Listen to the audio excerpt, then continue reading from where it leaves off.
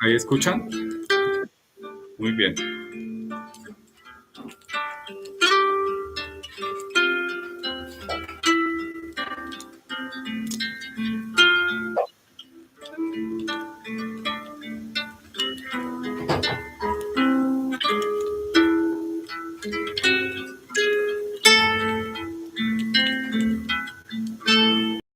Eres mi protector, llenas mi corazón con cánticos de liberación. De angustia me guardarás, confiaré en ti, confiaré en ti.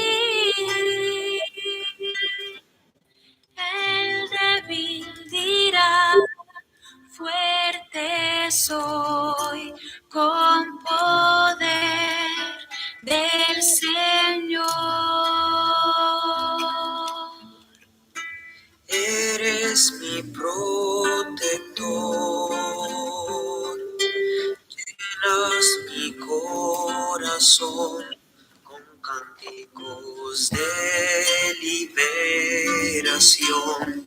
De angustia me guardarás, confiaré en ti, confiaré en ti.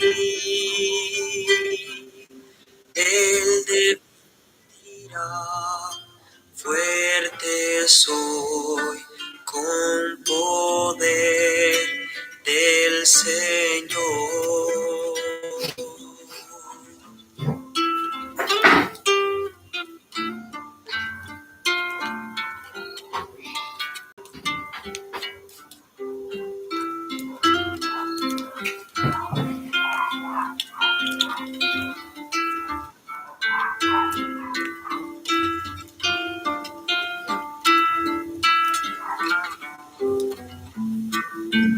Eres mi protector, llenas mi corazón con cánticos de liberación. De angustia me guardarás, confiaré en ti, confiaré en ti. Llenas mi El corazón débil dirá, fuerte soy, con poder del Señor. Confiaré en ti, confiaré en ti. Llenas mi corazón con cánticos de liberación. De angustia me guardarás, confiaré en ti.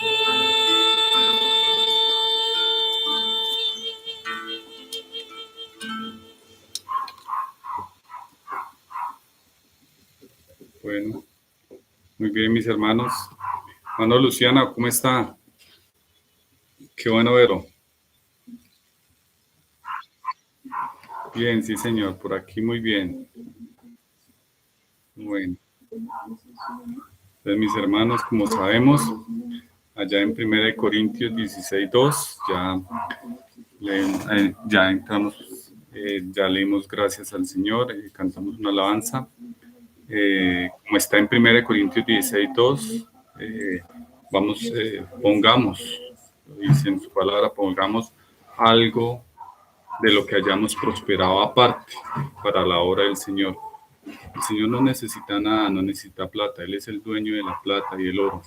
Él es dueño de todo.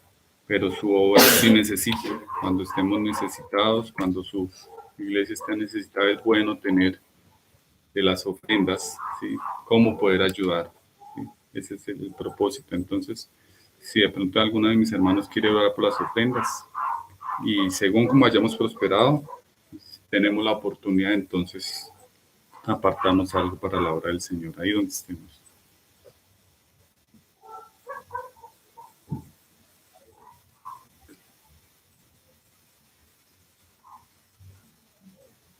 hermana Victoria.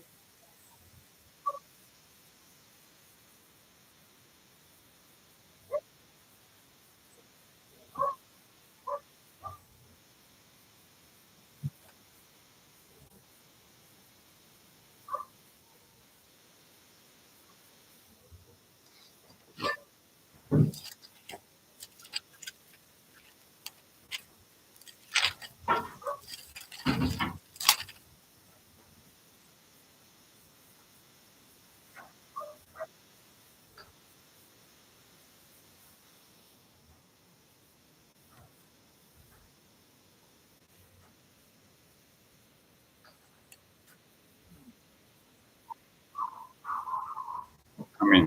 Sí, señor. Entonces, muy bien. Quiero que por favor vayamos el versículo de hoy, el título de la prédica de hoy, si los que la quieran anotar, es En medio de la oscuridad. ¿Sí? Así se llama.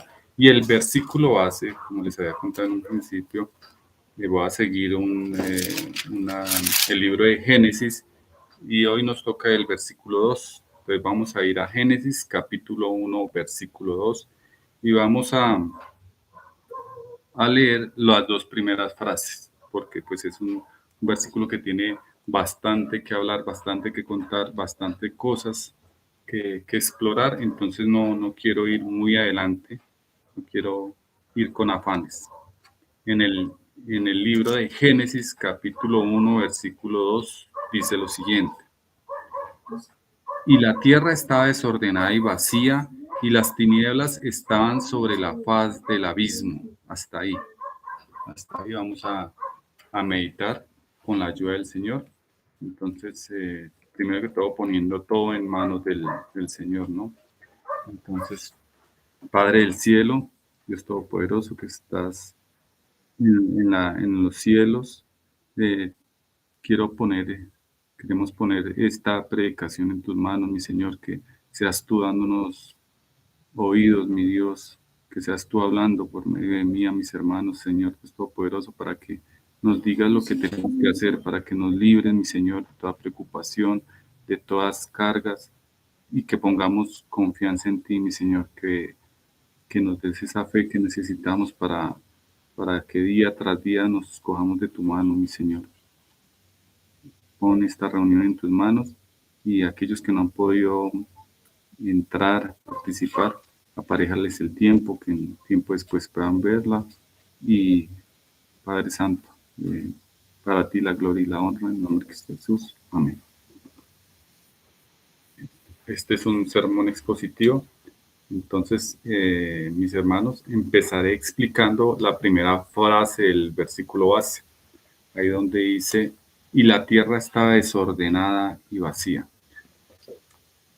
Escuché en alguna ocasión a alguien decir que Dios no hace nada malo, ¿sí? Por tanto, tampoco puede hacer nada desordenado, ¿sí? Y es cierto que Dios no hace nada indebido. En la palabra está, Dios lo que hace, lo hace bien y lo hizo bien a su tiempo.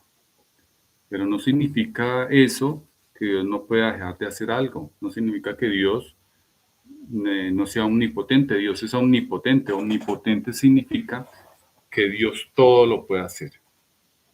Él puede hacer lo que Él quiera, ¿sí? Él puede hacer algo ordenado, pero también puede hacer algo desordenado.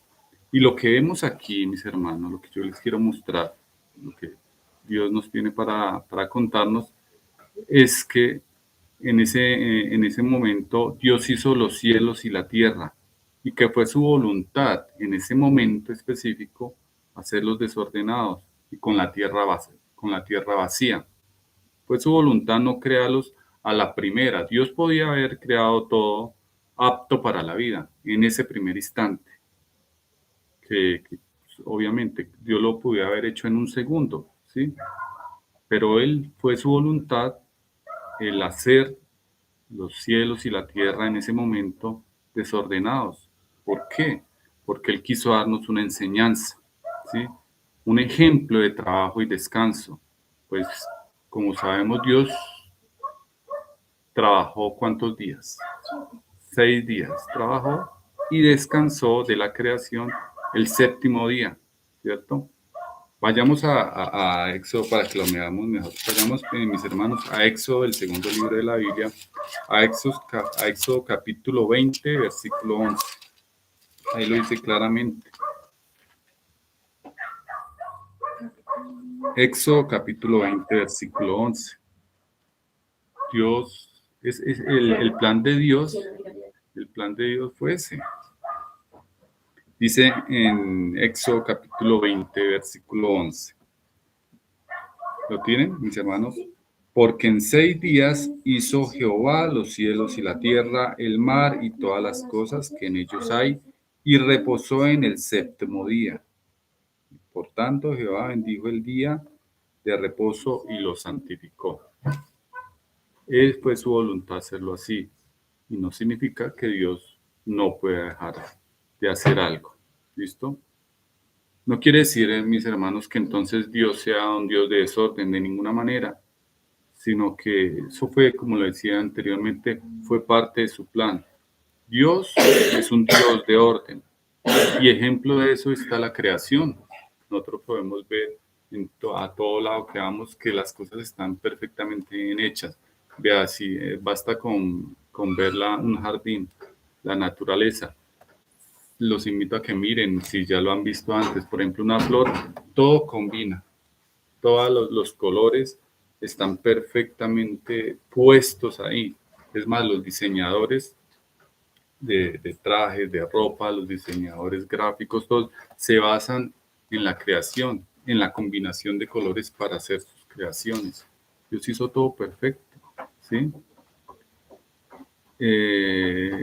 Pero, pues como le digo, no significa que Dios, dentro de sus planes, no pueda hacer algo desordenado. Y como por ejemplo, si el ejemplo de algo de esto, por ejemplo, está, si nos paramos a ver de lo que hemos visto afuera en el universo, están, por ejemplo, los planetas. Si nos ponemos a comparar, por ejemplo, los diferentes planetas del sistema solar comparados con la Tierra, nos damos cuenta de que pues, están desordenados, son inhabitables.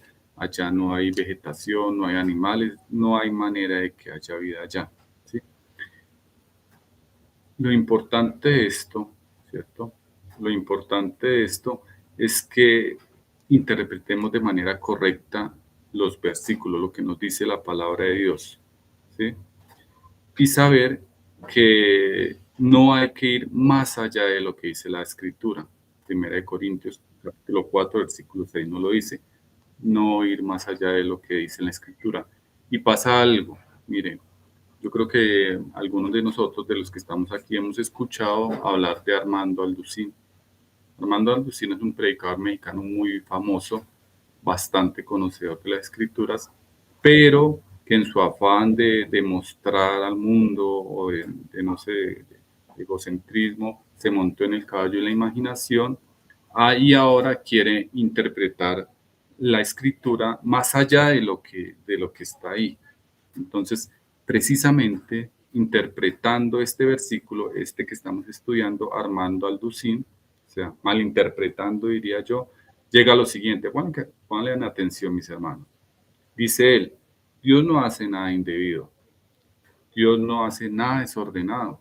Entonces, por tanto, debemos interpretar en el versículo 1 y 2 de Génesis, ¿cierto? Que hay dos historias diferentes. En Génesis capítulo 1, volvamos un momentito a Génesis capítulo 1. En el principio Dios creó los cielos y la tierra. Y Él dice que esa era una tierra y que en el versículo 2 era otra tierra, ¿sí?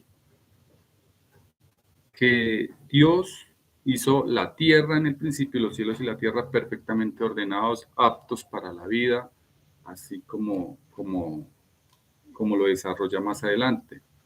Pero, pues en el versículo 2 ya encontramos una tierra desordenada, ya encontramos una tierra vacía, llena de agua. Entonces dice él, ¿qué pasó ahí? ¿Sí? Pues lo que pasó, según la explicación que él da, es que alguien la destruyó, que alguien perverso habitó ahí, y pues que ya cuando Dios fue a mirar, pues ya la tierra está estropeada. ¿Y quiénes fueron estos seres? No fueron seres humanos. Entonces, ¿quién pudo haber sido? Malinterpretando y, como les digo, no creyendo en la palabra de Dios, porque eso es no creer a la palabra de Dios. Y pues fue Satanás. Satanás y sus ángeles, los demonios, entonces ellos habitaban, ¿cierto? Porque habitaban, dice él, en el momento de la creación, ellos ya habitaban ahí, ellos fueron los que la destruyeron. Entonces, lo que hace Dios en el versículo 2 es reconstruir la tierra. Eso es lo que hace. En el versículo 2, reconstruir la tierra y a esa era le llama él la era preadámica, es decir, seres que vivieron antes de Adán y Eva. Bueno, eso no, pues la verdad, es como un ejemplo, mis hermanos, para que veamos lo importante que es entender la palabra de Dios, escudriñar en la escritura y sobre todo creer. Este versículo, el versículo 2, donde dice, y la tierra estaba desordenada y vacía, es un versículo literal, así pasó, no es metafórico, y las tinieblas estaban sobre él. ¿Sí? Entonces, para que lo tomemos en cuenta. A partir de esto, pues hay otras teorías, gente que, por ejemplo, quiere, quiere como meter dentro de la Biblia una tierra de millones de años, una tierra antigua. Hay dos teorías, una que habla de una tierra nueva y una tierra antigua. Entonces dicen que por ejemplo, esta interpretación que da Armando Alducin al respecto de que la Tierra era antigua y que habían seres preadámicos, encaja perfecto, ustedes se dan cuenta, encaja perfecto a una Tierra antigua, a unos fósiles que se encuentran con edades de millones de años, de miles, de centenares de millones de años. Y pues si nosotros aceptamos esto, podemos decir, sí, efectivamente, como hubo una edad preadámica, ahí también existieron dinosaurios, ahí existieron, no sé, árboles bastante antiguos, se fosilizaron y ahora lo que nosotros percibimos, lo que nosotros encontramos con los métodos de datación es que esos fósiles de dinosaurios tienen millones de años. Y como sabemos, la Biblia nos habla de una tierra mucho más joven, ¿sí? De alrededor de 6.000 años. Puede haber sido mucho más, pero evidentemente no millones de años. Entonces miren que si uno se monta en el caballo de la imaginación y uno no estudia a conciencia, no escudriña la palabra de Dios, puede llegar a tergiversar, puede llegar a malinterpretar la palabra y hallar justificaciones y no creer, ¿sí? Y es muy importante porque es que si uno no cree, por ejemplo en este caso al Génesis y lo que dice el Génesis, pues ¿quién le dice a uno que el resto de la Biblia no está mal? ¿Sí? Que el resto de la Biblia no es más que algo mitológico, algo metafórico que no hay que tomar en serio. Bueno, entonces montarse en el caballo de la imaginación nos puede llevar a lejos de Dios, a cabalgar sin rumbo fijo. Bueno, en el siguiente versículo, la siguiente frase de este versículo dice así, y las tinieblas estaban sobre la faz del abismo. ¿Listo?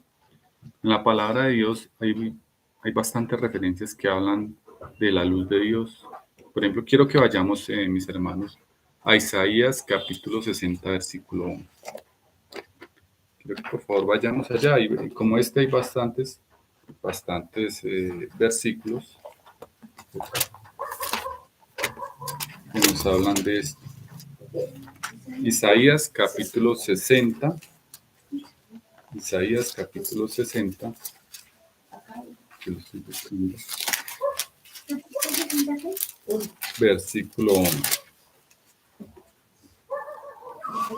Si alguno de mis hermanos quiere leerlo, Isaías 61. Aquí, hágase aquí, por aquí. Isaías capítulo 60, versículo 1. ¿Qué dice? Levántate. Levántate. Levántate. resplandece porque ha venido tu luz y la gloria de Jehová ha nacido sobre ti. Muy bien. Levántate, resplandece porque ha venido tu luz y la gloria de Señor ha nacido sobre ti. Como está ahí bastantes versículos, está también Juan 8:12. Vayamos allá. Juan capítulo 8 en el Nuevo Testamento. Juan capítulo 8. Juan capítulo 8, versículo 12. Dice ahí, otra vez Jesús les habló diciendo, yo soy la luz del mundo, el que me sigue no andará en tinieblas, sino que tendrá la luz de vida. ¿Mm? Juan capítulo 8, versículo 12. En este y en otros capítulos se habla de la luz de Dios, pero en ninguno de ellos se habla de que Dios sea un foco, de que Dios sea una lámpara que alumbra luz. No se habla de esto literalmente. No significa que Dios, como Dios, no puede hacer eso. Dios puede hacer lo que quiera. Dios puede alumbrar. Y de hecho, por ejemplo, en Apocalipsis capítulo 21, versículo 23, ¿sí? Vayamos allá, por favor, y ya les contexto el último libro de la Biblia. Apocalipsis capítulo 21, versículo 23. Dice,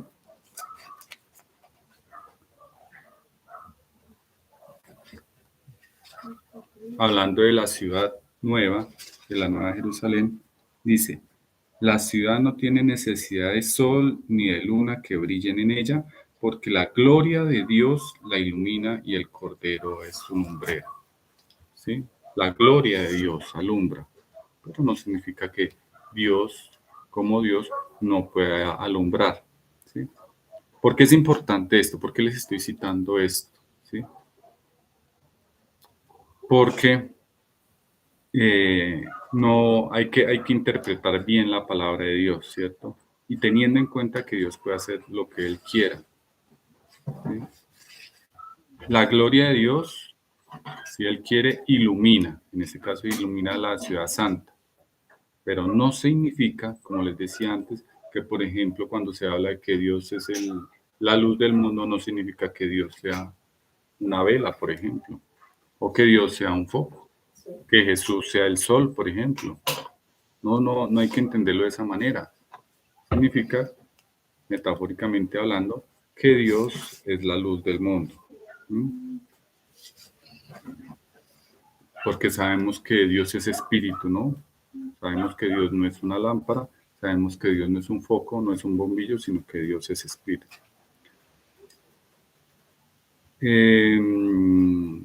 Ahora, que la gloria de Dios brille como el sol en su fuerza, la gloria de Dios, porque en varios versículos de la Biblia lo dice, quiere decir que Él no quiere decir que Dios no pueda andar en oscuridad. ¿Sí? Me explico. No quiere decir que, por ejemplo, si nosotros nos adentramos en medio de la noche, nos despertamos a medianoche preocupados y oramos a Dios, no quiere decir que entonces que porque estamos en la oscuridad, Dios no pueda estar ahí. Dios no pueda venir y escuchar nuestra oración. No quiere decir que entonces Dios no pueda estar en medio de la oscuridad. Y en este versículo base donde leemos, y las tinieblas estaban sobre la faz del abismo, podemos ver una clara referencia que en ese momento, literalmente hablando, Dios, ¿cierto? Ahí más adelante lo dice, el Espíritu de Dios estaba en medio de las aguas. ¿Y las aguas cómo estaban? En medio de las tinieblas, había oscuridad total. Dios, literalmente hablando, estaba en medio de la oscuridad. Es decir, que hable la palabra de que Dios es luz, está haciendo una referencia, una explicación metafórica. Pero Dios puede alumbrar como puede que no alumbre en su espíritu. Esto es importante, mis hermanos, tenerlo en cuenta. Dios lo puede todo. Dios puede hacer lo que Él quiera. Dios está presente, mis hermanos, una aplicación a esto. Dios está presente cuando nos va bien, pero también cuando nos va mal. Dios está en la alegría, pero también está en la adversidad. ¿Sí? Dios brilla, Dios puede estar en el día, pero también puede estar en la noche, en los problemas. Busquemos a Dios mientras puede ser hallado. Es el mensaje. Y miren, mis hermanos, es lo importante esto de interpretar de manera correcta la palabra de Dios. Es algo que de verdad tenemos que tomarlo en serio, porque como les digo, como hay muchas personas, en el caso que les cité a Armando Alducín, que se inventa una era preadámica, también hay muchos por ahí diciendo que no, que Jesucristo, por ejemplo, es luz, ¿cierto? Y que Dios hace todo bueno, que Dios es tan bueno que, por ejemplo, no puede condenar al mundo, ¿cierto?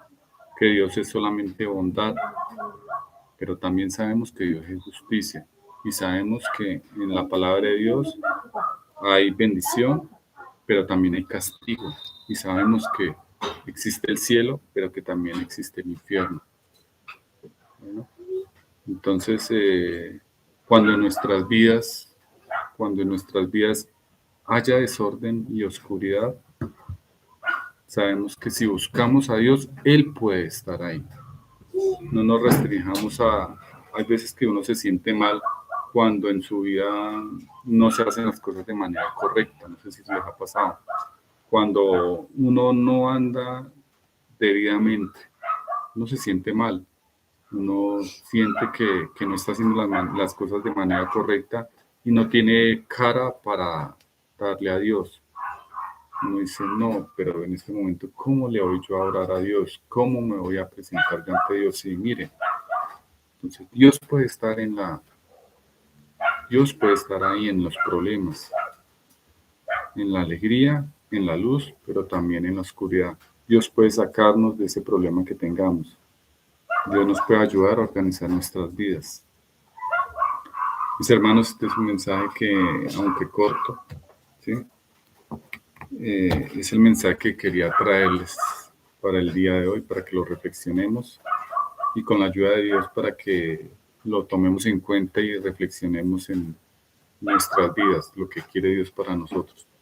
Tener en cuenta de que Dios es un Dios real, un Dios que está en la dificultad, es un Dios que hace las cosas, planea las cosas, ¿cierto? Que aunque nos dio libertad, porque tenemos un libre albedrío, su plan general tiene un propósito. Y en ese propósito está el salvar en los que Él cree.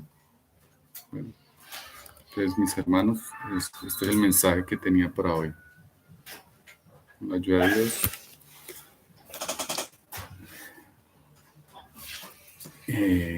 Mis hermanos, no sé si alguno de pronto quiere orar poniendo este fin de semana en las manos de Dios, que estemos todos bien y para que el resto de la semana nos vaya bien. Oremos por la salud de la hermana Ángela, por la salud de alguno de aquí, si tiene algún problema, no sé si quiera comentarlo, aprovechando que estamos aquí reunidos, donde hay 2 o 3 congregados en el nombre de Cristo, ahí está Dios, esté de día o esté de noche. Entonces no sé si alguno, negro. Aquí ya. Perdón. Sigue, hermano Aito.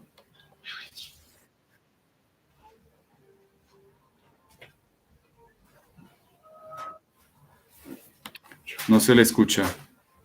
Tiene el micrófono apagado.